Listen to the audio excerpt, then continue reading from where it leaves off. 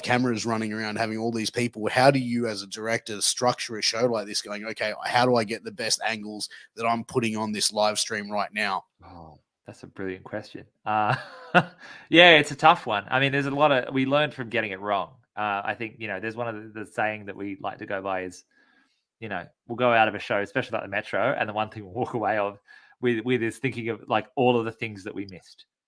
We'll get it right for, it's a 2.5 hour show. We'll get it right for 2 hours and 28 minutes. And that 2 minutes of little things that are missed, that's the only thing that we'll remember.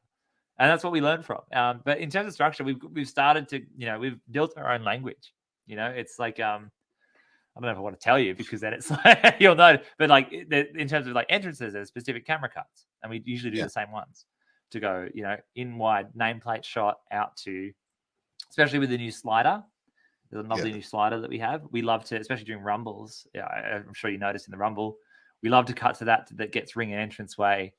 It moves slowly, starts to show the focus towards the stage. We have these lovely UTech comm systems that are quite new as well for us that allow a lot of communication. And we can say, give us something like this, give us crowd, give us this. Because, a lot of it's feeling it as well. You're feeling the moment and you're going, more, close up. You're just yelling. A lot of yelling of like what I want and what I, because it's all we're all making it up.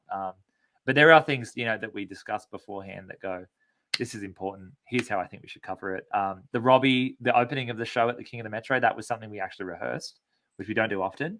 Was going behind him to show the crowd for the first time during his entrance. Yeah, beautiful that sort of shot. stuff. Oh, unbelievable! That's on that rig that Scott built us. The incredible bloody rig that we had landed to our lap.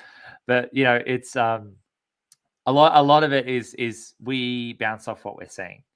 And to answer your question in terms of how we plan, because again, like them, you can't plan it too rigid because otherwise, things change, things happen. You chat to someone to say these two things are going to happen on these sides of the ring, and then that's 5 minutes in, it's all changed, and suddenly they're on the opposite sides. And it's like we're in the wrong spot for this. We've got to figure that out because we were meant to get a close up of someone's face front on, and now we've got the back of their head. Just the way things are, a ref's landed in front of the camera that we're going to use for that moment. So we have to switch to something else. It's like all those sorts of things where it's like, we have to be adaptable. We have to be able to communicate to be adaptable. And so much of it is just feeling that moment. Like we'll often do, and a lot of our camera operators know what we want them to do now, which we love. Like, especially if there's a double down where both wrestlers are just on the ground. Hard cams will start slowly zooming out. We know that they know that we're about to cut to them and ask them to slowly zoom out while the crowd goes, one, da, da, da, da, da, da.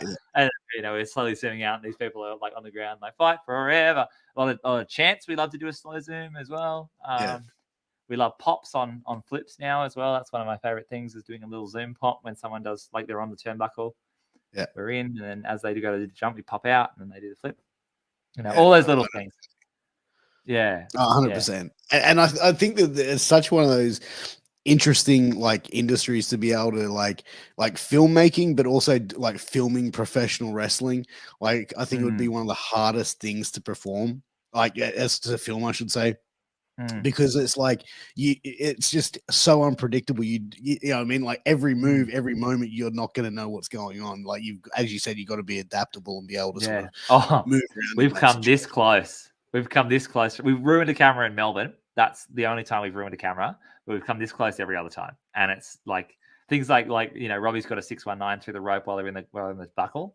So the cameras often get close to the person in the buckle, and then whoop, he took out a camera in New Japan actually doing the move.